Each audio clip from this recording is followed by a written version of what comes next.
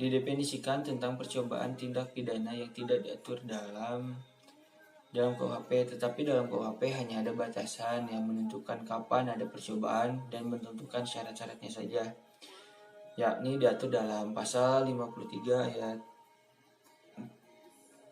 ayat 1 dan pasal 54 KUHP.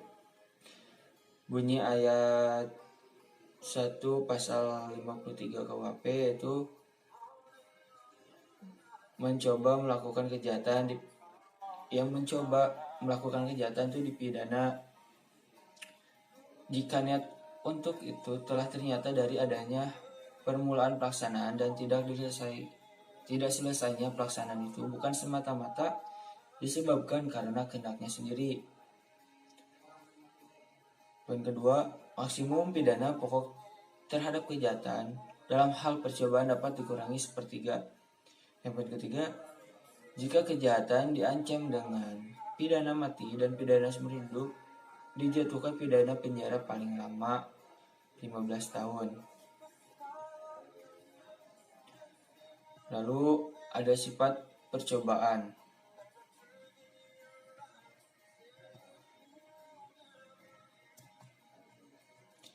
Yang dimana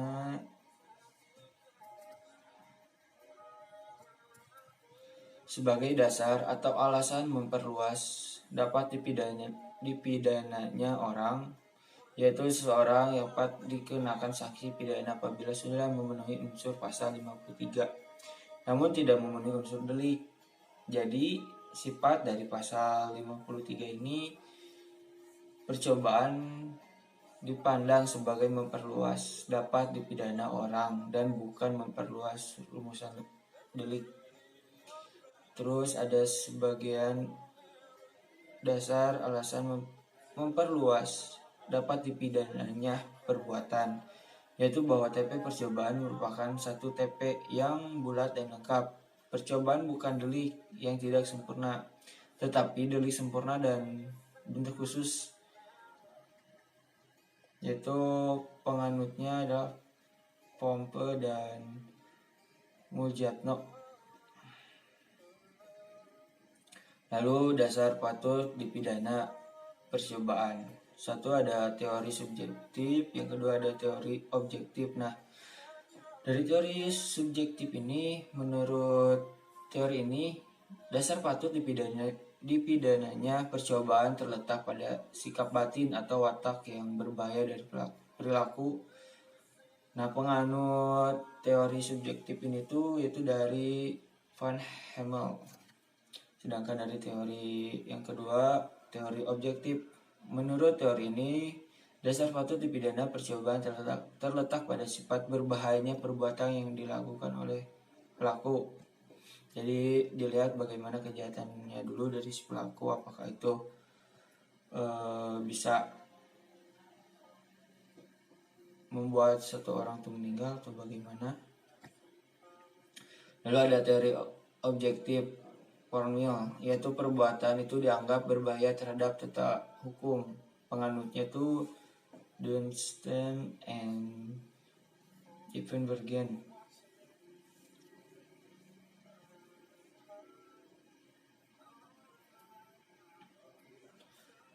Lalu yang material, yaitu menganggap perbuatan itu dianggap berbahaya terhadap kepentingan atau benda hukum. Penganutnya itu Simon.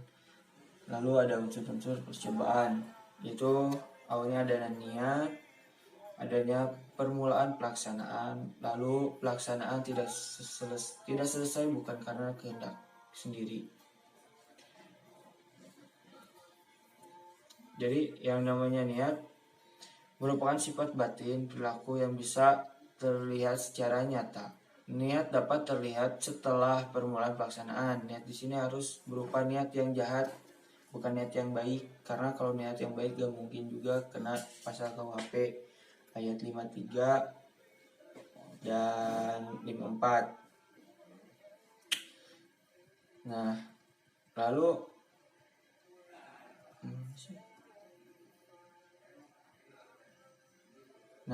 adanya permulaan pelaksanaan tuh seperti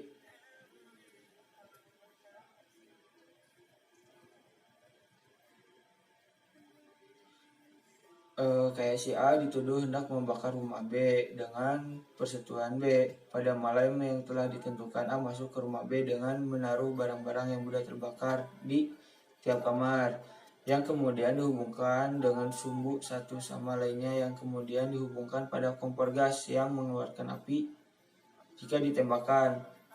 Penarik pistol gas dikaitkan dengan tali dan melalui jendela ujungnya digantung di luar rumah. Barang-barang itu disiram bensin dengan maksud apabila si tali kompor itu ditarik, nah baru barang itu bakal cepat terbakar gitu. Dan merembet ke seluruh sisi rumah, lalu pastinya lebih cepat terbakar juga kan, karena ada barang-barang yang udah ditaruh yang mudah dibakar juga. Nah sementara itu karena masyarakat atau warga di sana tercium aroma bensin, yang mengakibatkan masyarakat menghampiri rumah tersebut sehingga tidak terjadinya kebakaran itu, yaitu yang termasuk ke unsur-unsur percobaan tadi.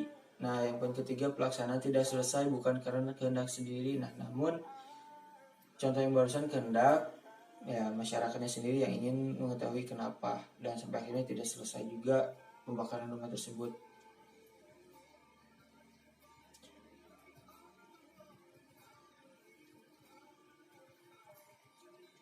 Lalu ada percobaan dan mampu dan tidak mampu, di mana percobaan tidak mampu muncul apabila perbuatan pelaksanaan telah dilakukan tetapi delik yang dituju tidak selesai atau tidak yang terlarang menurut UU tidak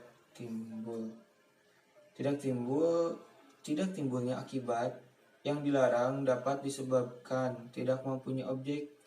Perbedaan percobaan mampu dan tidak mampu hanya ada pada percobaan objektif, yaitu menitik beratkan pada sifat berbahayanya perbuatan, sedangkan penganut teori subjektif tidak mengenal perbuatan tersebut, melainkan menitik beratkan pada sifat berbahayanya sikap batin atau watak pelaku. Jadi subjektif di sini tuh seperti misalkan hanya angan-angan aja.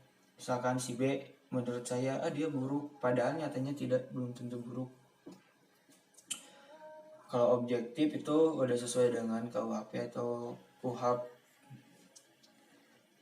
Terus menurut hukum pidana Belanda yang dulu jadi percobaan membedakan antara percobaan yang tidak mampu karena alatnya itu dibedakan menjadi dua.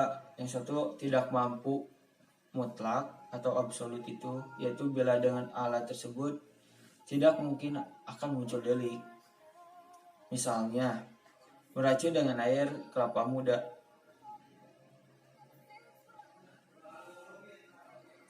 Terus yang B tidak mampu relatif, yaitu bila dengan alat tersebut tidak timbul delik selesai tetapi keadaan tertentulah yang